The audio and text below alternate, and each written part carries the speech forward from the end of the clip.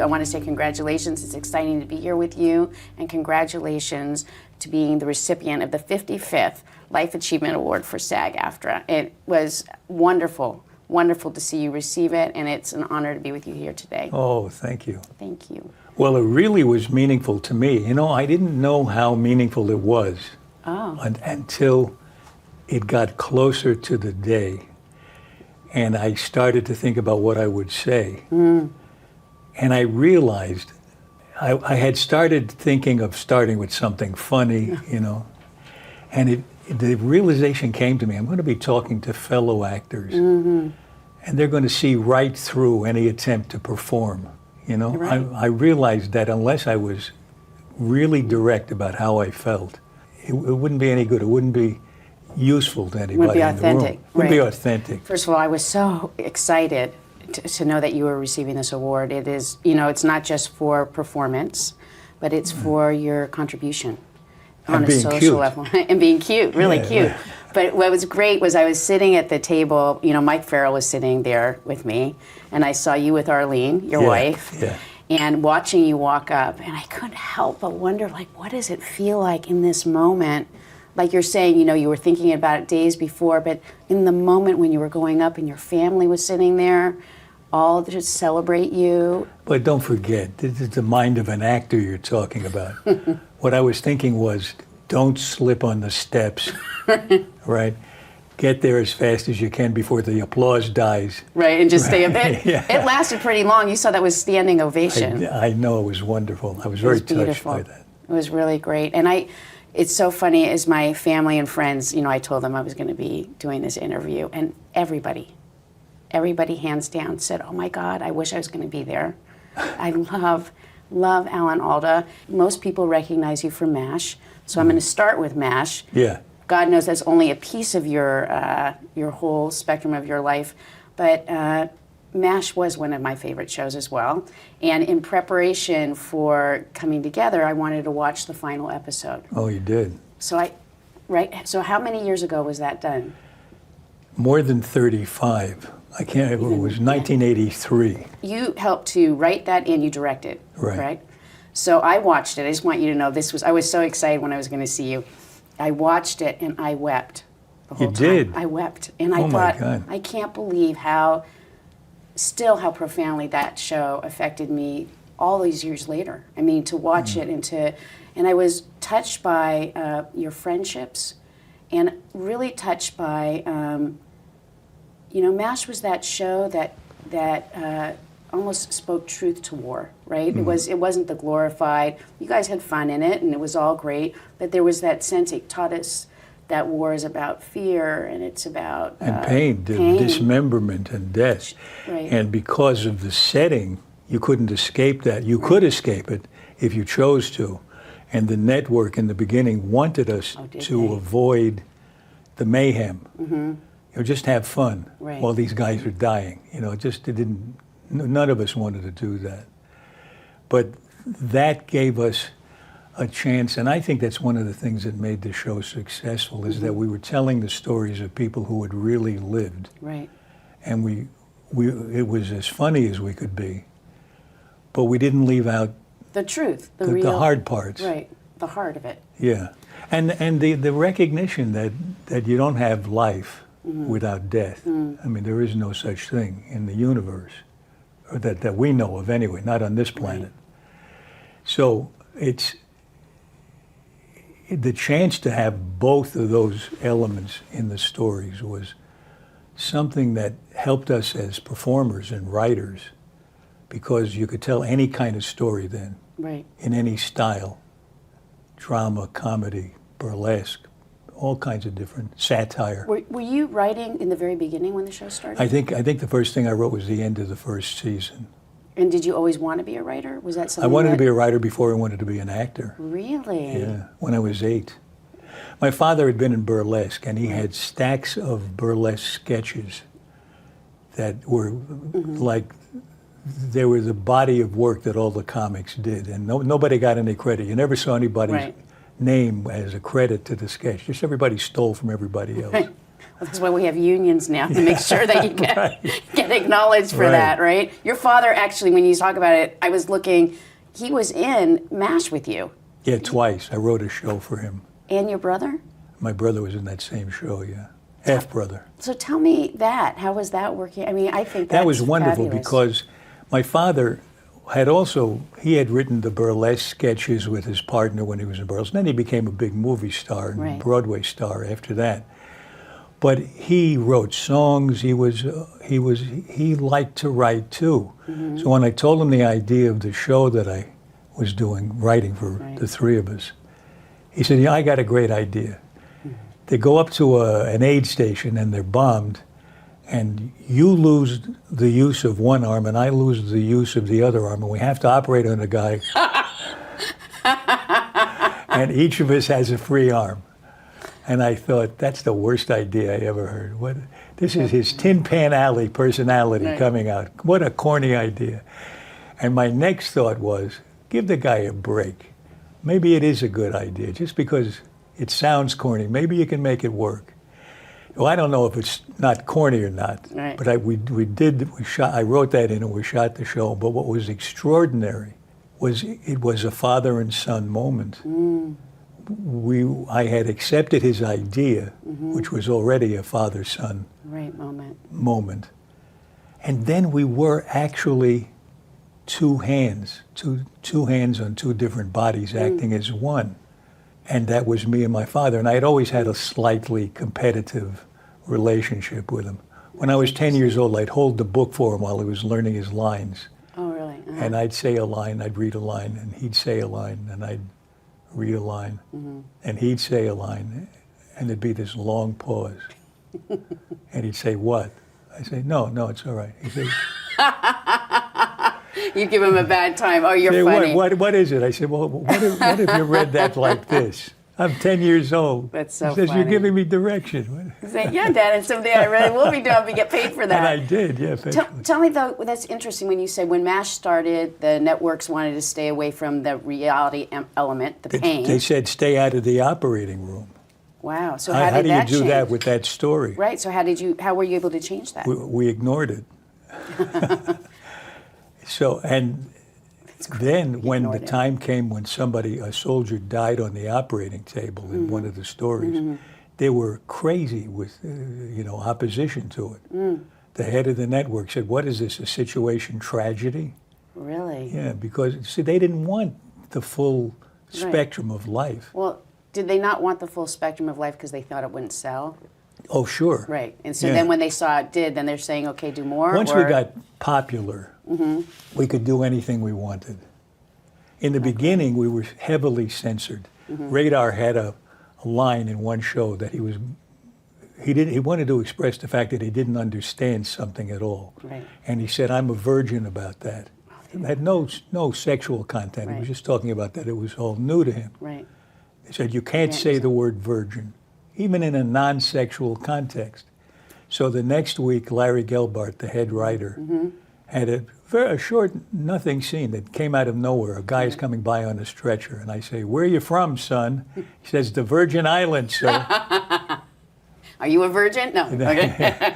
They couldn't take it out. Oh, that's so funny. You can't change the Well, geography. Right. I don't think they probably minded that as much. It's interesting, the fear of networks sometimes, right? When because I've experienced it in different ways in terms of inclusion and diversity. I had a boyfriend who was African American, but we weren't allowed to touch on TV. He's your boyfriend, but you can't touch him. It was It's like the two beds for married couples in the 40s. When the show started, you couldn't do that. Yeah.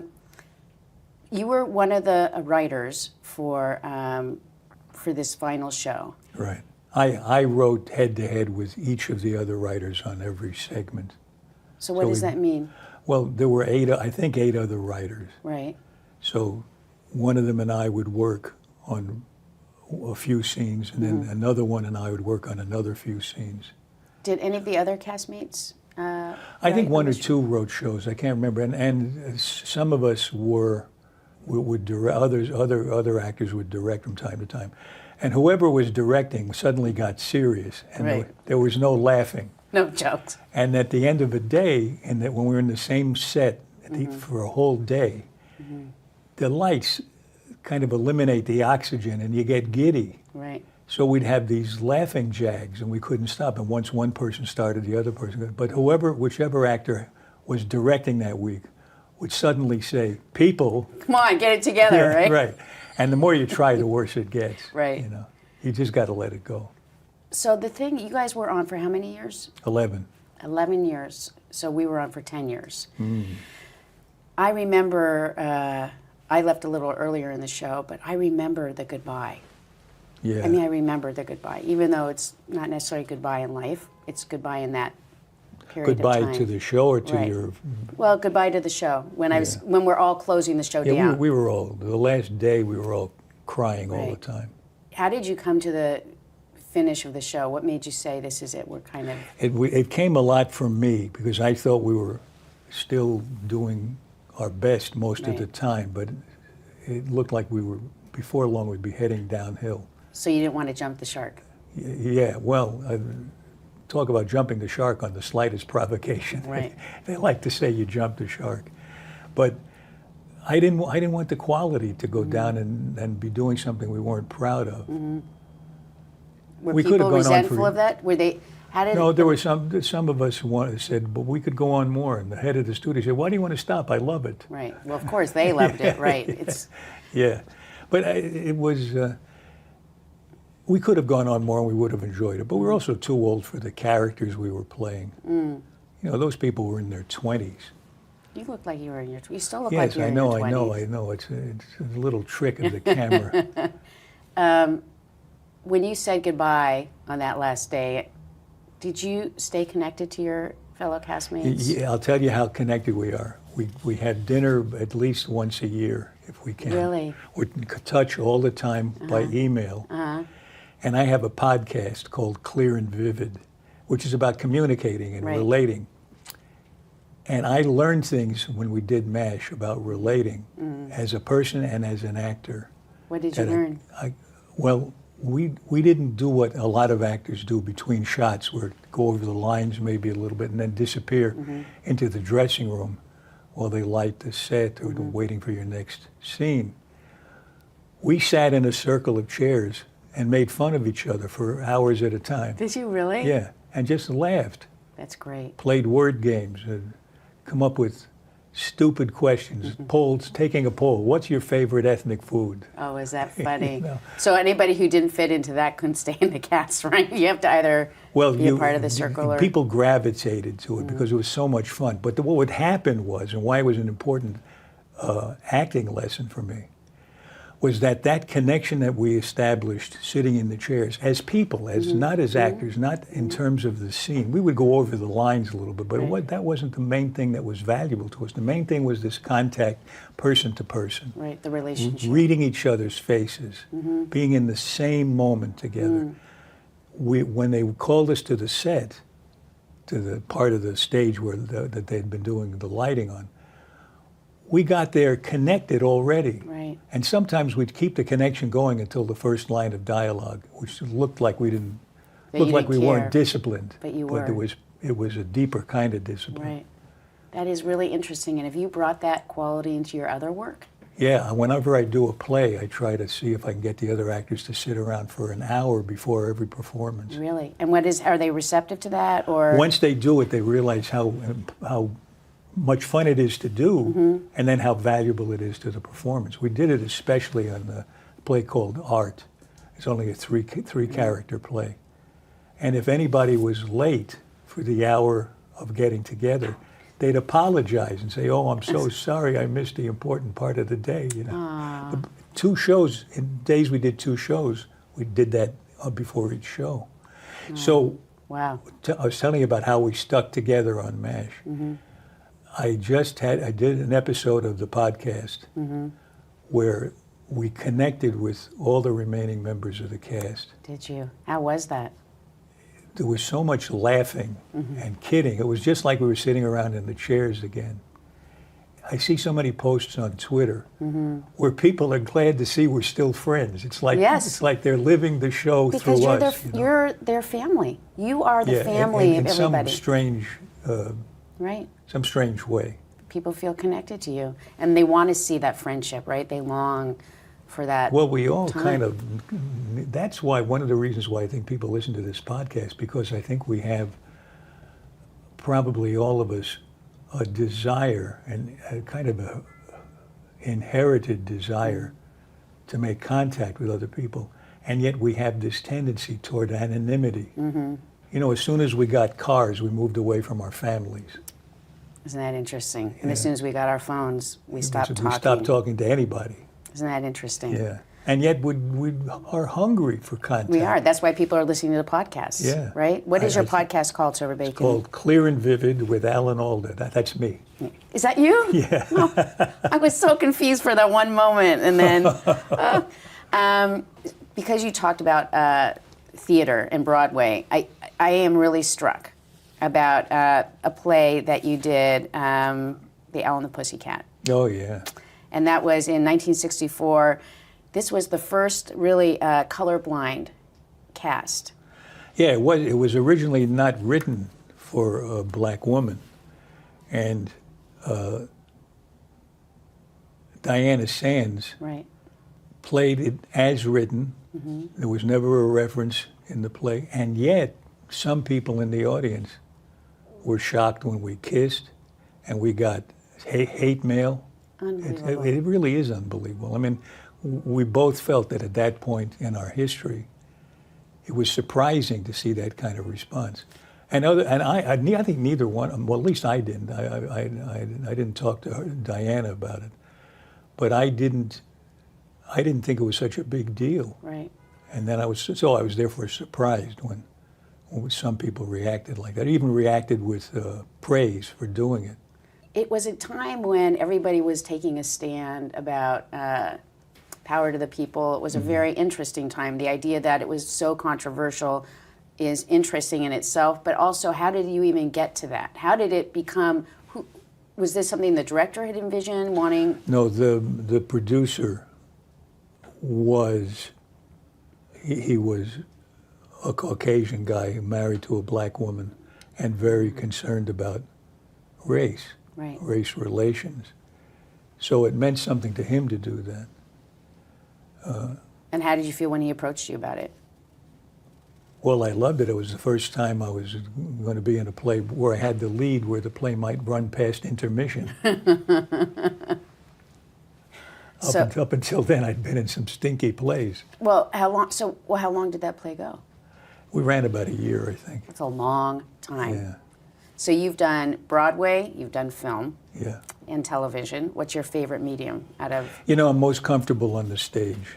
Are you really? Yeah, I'm really at home there. I was carried on stage when I was 6 months old in a burlesque sketch. And it just stayed.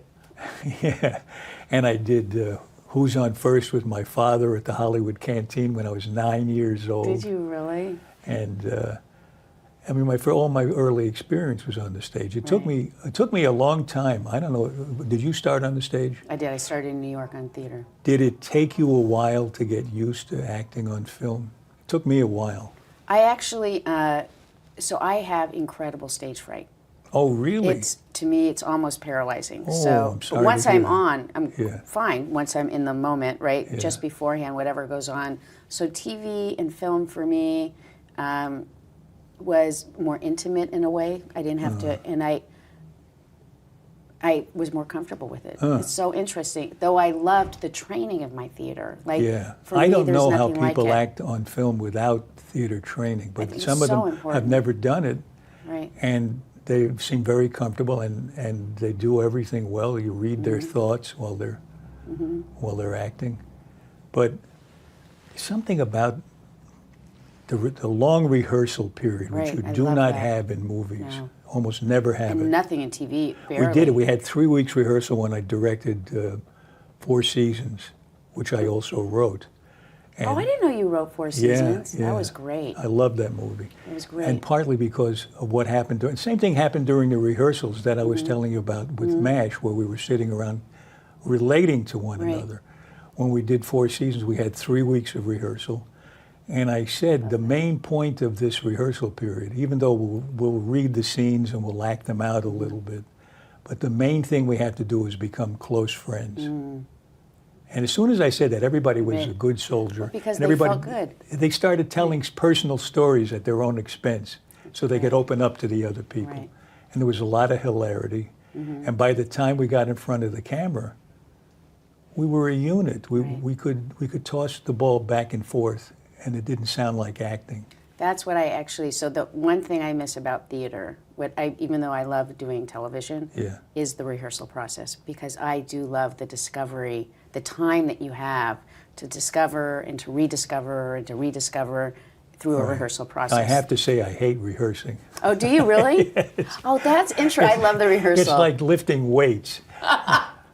It's good for you, but I don't like it. Right. You just want to get to the end. You know, that's in French they call it répétition. And that's what it feels like, repetitions. Right. Repetitions are boring. Yeah, but you're doing a show, that's repetition every day, 8 days. No, but it's always different. And when rehearsal is like that, people say, how can you do the same show day after day? Well, I don't do the same show day after day. It's spontaneous. It's always different. But that's how I feel a rehearsal is. It should be. Right. But that's what happened. When we did The Owl and the Pussycat, the director, Storch, if I forget his first name, we only had a 3-week rehearsal for a Broadway show. Wow.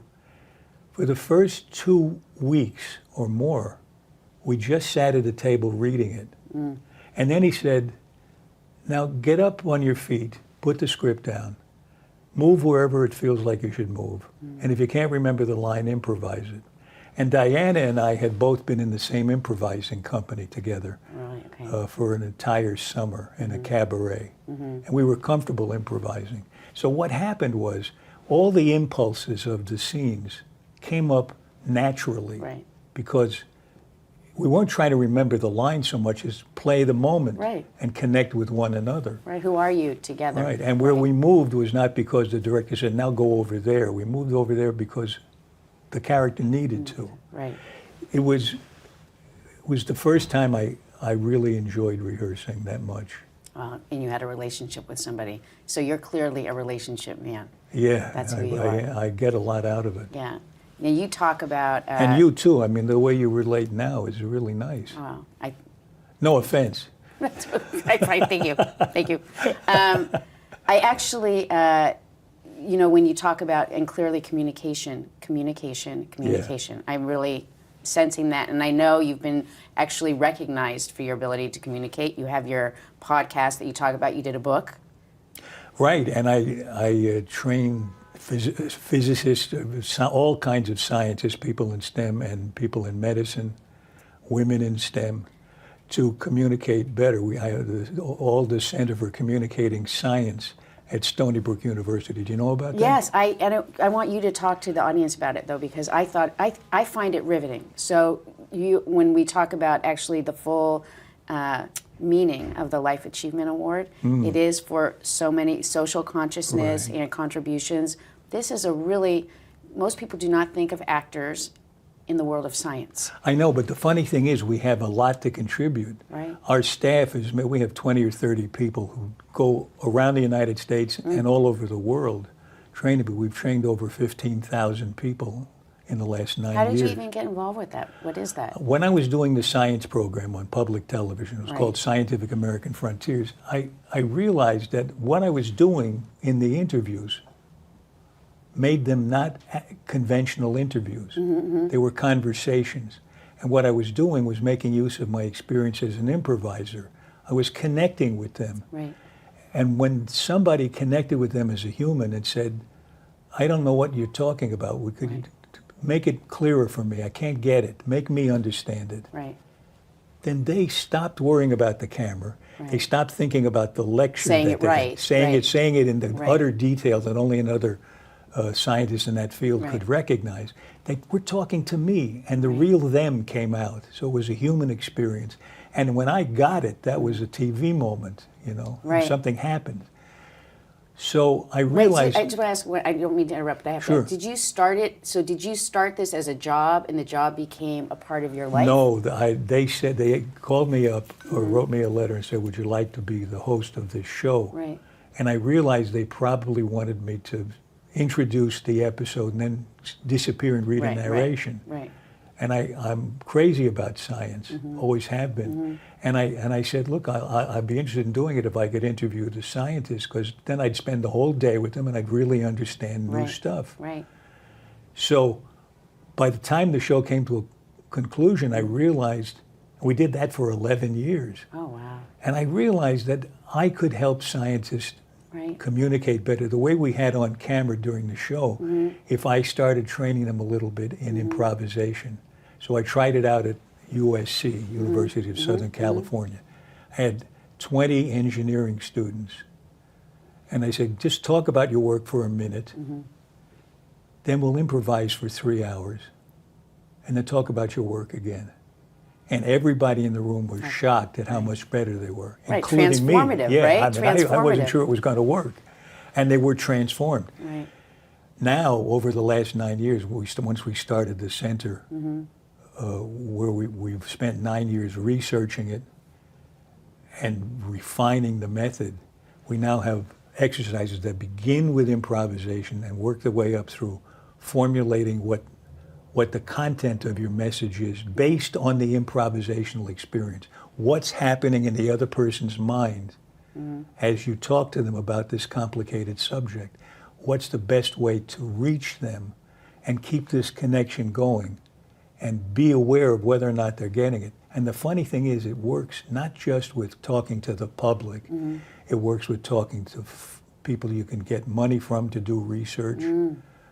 Legislators. Is that one of the reasons that you are pursuing that and giving them a form of a better way to communicate so that they can reach out beyond just their little world? Well, that's the amazing thing, is it helps them communicate what they do so the public understands it and gets behind science, because it affects all our lives in a positive way. They can talk to Congress.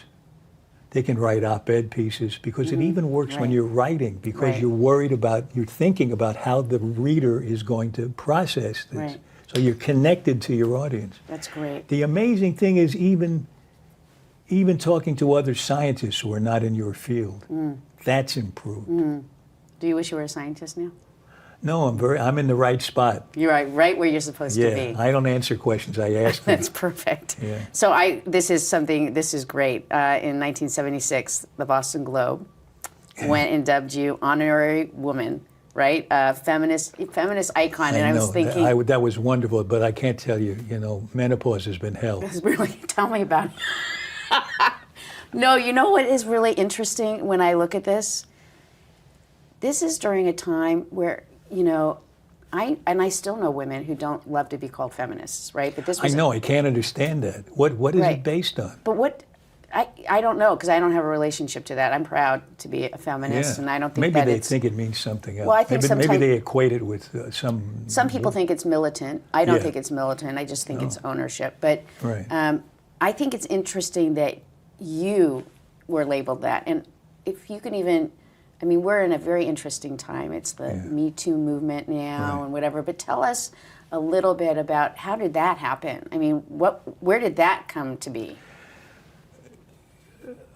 The way I remember it, I don't know what's underlying the whole story psychologically. I've never delved into that. Why I get so angry when I see the inequality. It's more than half the world is assumed to be inferior to the minority in the world. It's not right, and it's not true. They're stronger, they're better. You folks are stronger and better at a lot of things than we are in so many ways. We have strengths. I was going to say, I think there's a yin and a yang, right? Yeah, there's a strength on both sides. And to exclude half the population that can make things happen in a better way. I mean, so many studies have been done about corporations that are more diverse, make more money, and yet they act as if it's not true. But I was asked if I would help with the Equal Rights Amendment, and I didn't really know what it was. But why were you asked? I mean, who asked? Because I was famous. Oh, so they wanted, okay. Yeah, that's the way things happen often. I started to look into it, and it was only 18 words, and it was the simplest possible thing. And to realize the many ways in which men and women were not equal before the law got me angry. Why I got angry, I can't tell you, but it still makes me angry.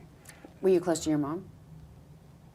I had a difficult relationship with my mother because she was schizophrenic and paranoid and thought I was trying to kill her all the time. So it was a difficult time.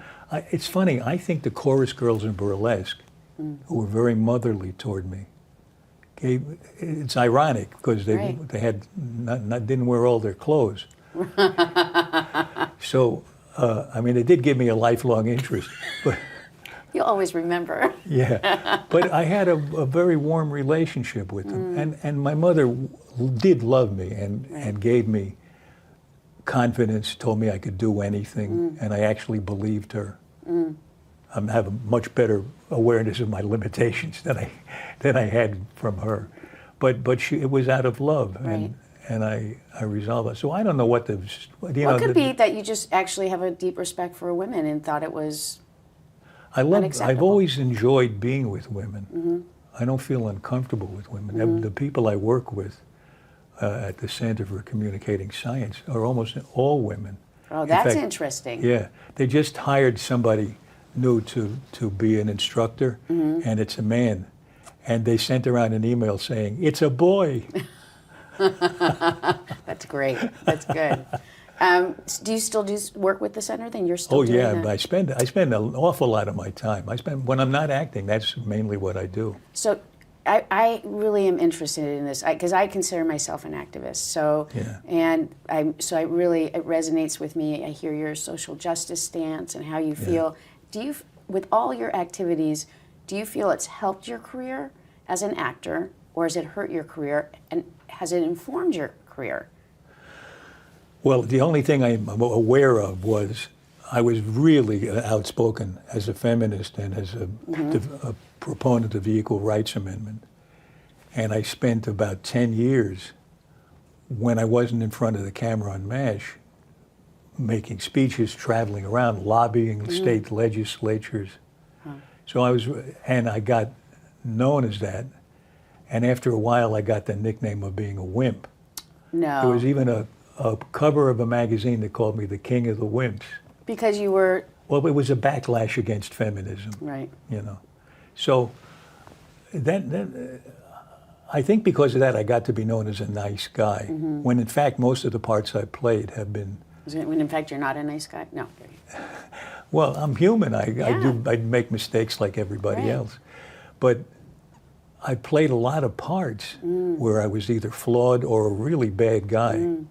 And every time I do that, somebody says, "Boy, you've never done that before." Because I think I've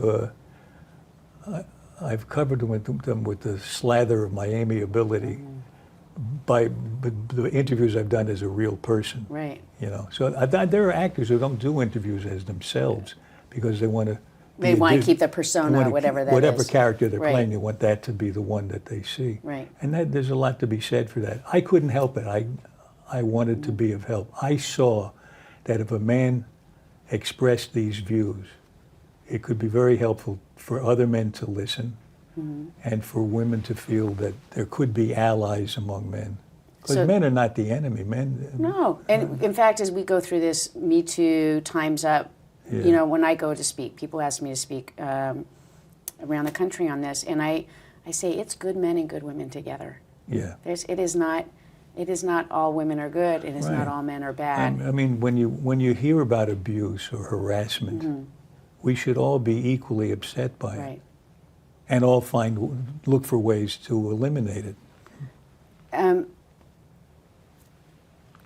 So, you say there were 10 years that you were doing this. I just want to put a pin on this. Do you feel during that time it hurt your career? I don't think it. I don't know if it hurt my career. I do remember once or twice, even 20 or 30 years later, a director told my agent he's too nice for this part.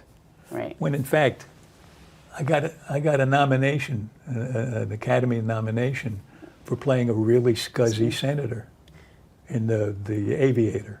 I remember. So I wasn't too nice for that. Tell me, so what was your favorite role that you've ever performed? I don't have one. Not one. No, there are moments that I remember with real pleasure.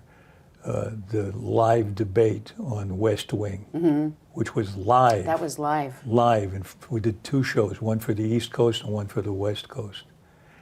And it had a feeling of improvisation, even though it was scripted. It was scripted.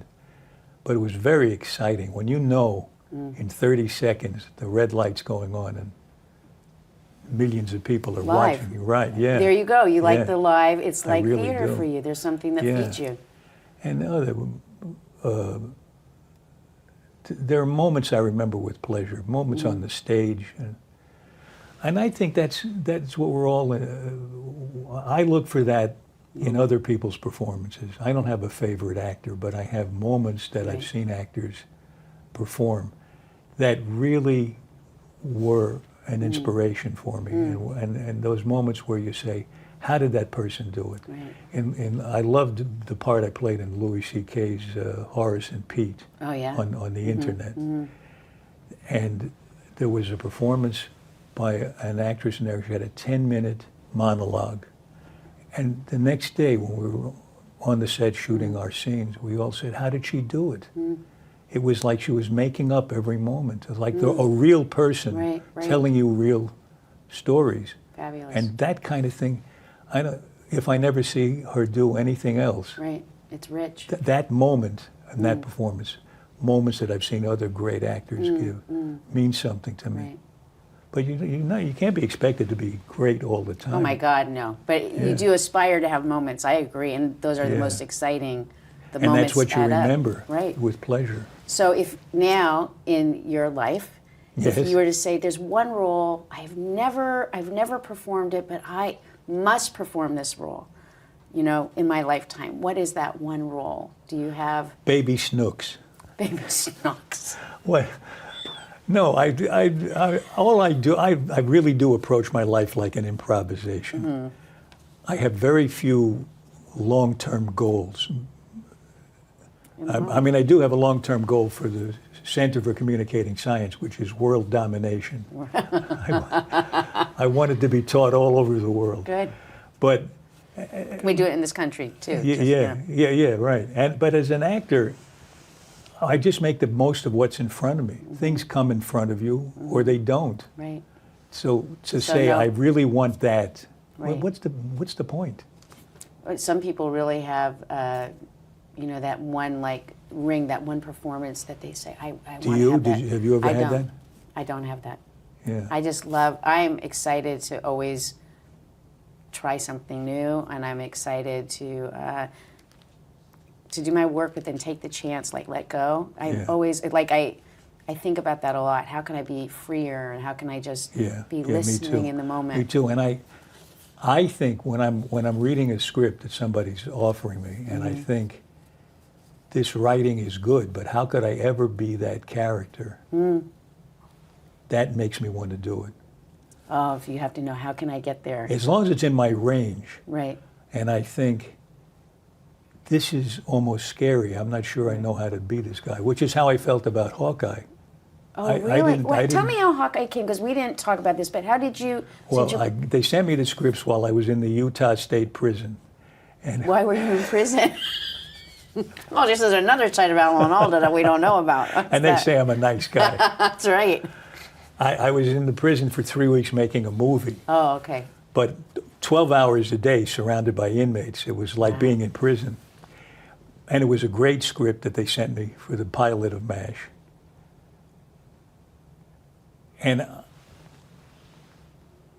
I didn't want to say yes to it until I had a conversation with them to make sure it wasn't going to be hijinks at the front. Right, right. So I talked with them until 1 o'clock in the morning the day before the first rehearsal. Really? Then we had 10 days of rehearsal, at the end of which the scenes were playing, but I didn't really feel like I was Hawkeye. And the next morning we're out there on the ranch, or in the mountains, standing in that tin shed waiting for the first shot.